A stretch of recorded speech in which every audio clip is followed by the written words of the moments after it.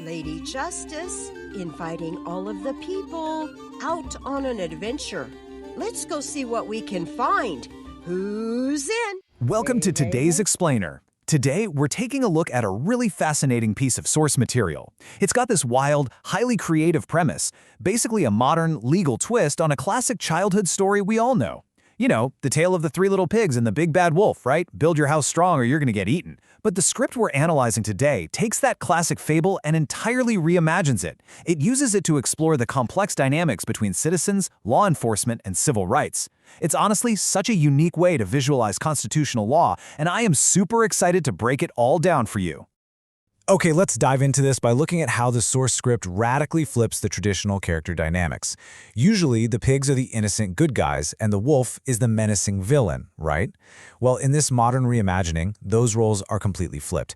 The pigs actually represent police officers who rely on different layers of defense to justify their actions. And the wolf? The wolf isn't a villain at all. Here, the wolf represents the United States Constitution, and it's wielded by a citizen journalist.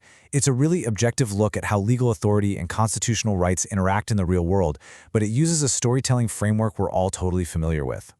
So here's our roadmap for today. We'll start with flipping a classic fairy tale, then explore the three escalating layers of defense: the straw house of department policy, the wood house of unlawful detainment, and the brick house of qualified immunity.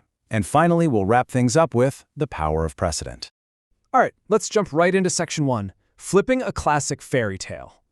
The visual painted by this script here is incredibly striking. It describes a citizen with a camera on a public sidewalk, accompanied by this massive, glowing silhouette of a wolf made entirely of parchment paper, and across the wolf's body, in classic script, are the words, "We the people."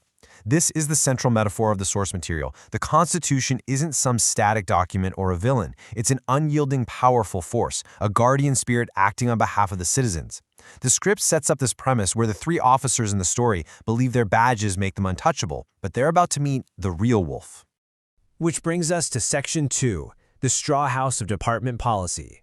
Now, what's really interesting about how the script frames this first encounter is that it centers around Officer Straw. He gets confronted by a citizen journalist who's just flexing their right to record in public. The officer marches right over and says, "You can't record here. It's against our policy. You're making me uncomfortable." The script portrays this exact defense as a house made of straw. It's literally the weakest material known to civil rights, a defense built entirely out of personal discomfort and internal department policy rather than actual law.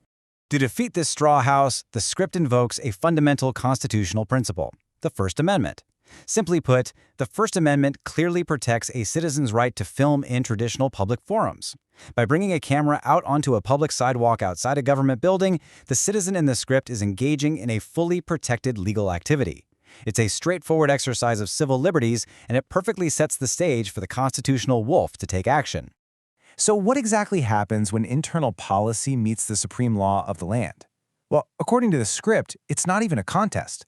The glowing constitutional wolf steps forward, takes a deep breath, and releases a massive gust of wind labeled the First Amendment. It huffs, it puffs, and it easily blows that straw house down. Why? Because legally speaking, local department policy simply does not trump the Constitution. Officer Straw's flimsy defense is dismantled instantly, leaving him entirely exposed. Let's move on to Section 3, the wood house of unlawful detainment. Before we look at Officer Wood's actions, we really need to understand a key legal standard that this part of the source material hinges on. It's called reasonable articulable suspicion. This is the legal threshold required for law enforcement to lawfully demand your identification or force a detention, what's commonly known as a Terry stop. An officer has to be able to articulate a reasonable suspicion that a specific crime has been, is being, or is about to be committed. And this is exactly what the source claims is completely missing from Officer Wood's interaction with the citizen. Having watched his partner fail, Officer Wood steps up, trying to build a stronger defense. It's a house of sticks made out of twisted statutes and demands for identification. The source material gives him this super aggressive line, "Show me your ID right now or you're going to jail." It perfectly illustrates how the script portrays officers who might rely on the sheer intimidation of the badge just to bend the rules. Officer Wood is trying to force a detention without that crucial reasonable articulable suspension we just talked about, basically hoping the citizen just doesn't know their rights. But the citizen stays completely calm and asks, "What crime do you suspect me of committing?" And when no crime can be named, the constitutional wolf steps up again. This time, The script uses the Fourth Amendment as a powerful gale of wind that shatters the wooden house into splinters. The Fourth Amendment protects citizens from unreasonable searches and seizures. The script makes it crystal clear. Without a suspected crime, there is absolutely no lawful demand for ID. Intimidation cannot substitute for reasonable suspicion. And just like that, Officer Wood's unlawful order completely falls apart. Now we build the intensity for the third and final act. Welcome to Section 4, the brick house of qualified immunity. So the crucial point here is understanding exactly what this final defense is. The third piggy, Officer Brick, isn't worried about the First or Fourth Amendments because he's surrounded himself with a massive, imposing brick fortress called qualified immunity. Now, qualified immunity is a legal doctrine created by judges. It shields government officials from being held personally liable for constitutional violations, like, say, the right to be free from excessive police force, unless the official violated a clearly established statutory or constitutional right. Let me tell you, it is a notoriously high bar to clear in the legal world. Secure inside this fortress, Officer Brick retaliates against the citizen journalist by making a false arrest. The script highlights his exact mindset with this quote, "You can't sue me. The taxpayers will foot the bill, and I'll keep my job." This demonstrates just a supreme confidence in the system. Because of the protections of qualified immunity, the officer truly believes he's untouchable. He views his brick house as completely indestructible, totally regardless of his actions on the street. And this brilliantly illustrates the structural flaw the source material reveals about that brick fortress. It shows that the house actually can come down, but it requires a multi-step legal process. The citizen uses the legal system to create a literal constitutional tornado. Step 1. They file a Title 42, Section 1983 federal civil rights lawsuit.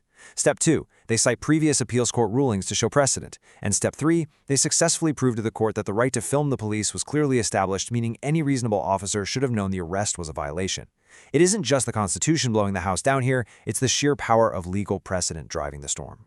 Which leads us directly to the climax and resolution of the script's narrative in Section 5, the power of precedent. When that legal tornado hits the brick house, the mortar cracks and the fortress entirely collapses. The script details the exact fallout once that precedent shatters the defense. The court pierces the veil, and Officer Brick loses his qualified immunity shield completely. He's left standing in the rubble where he's stripped of his badge and handed his walking papers. Ultimately, the script shows the officer being held personally accountable for his actions, rather than being able to hide behind the taxpayers. In the end, the citizen journalist picks up their camera, completely unharmed, and walks down the street with the glowing constitutional wolf right beside them. The source material outlines a very clear final takeaway for the viewer here. The moral of the story is to stand your ground peacefully, document the interactions, and keep those cameras rolling.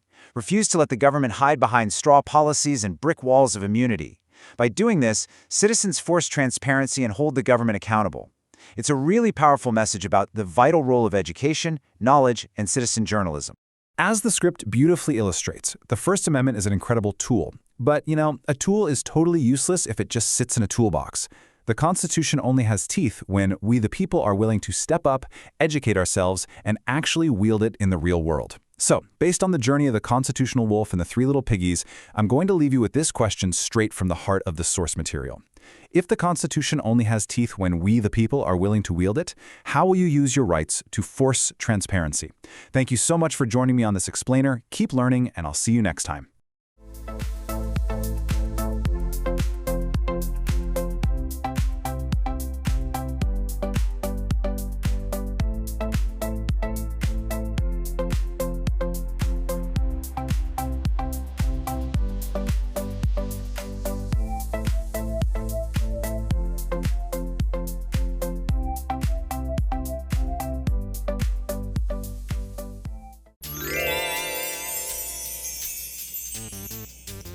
Have you heard the word?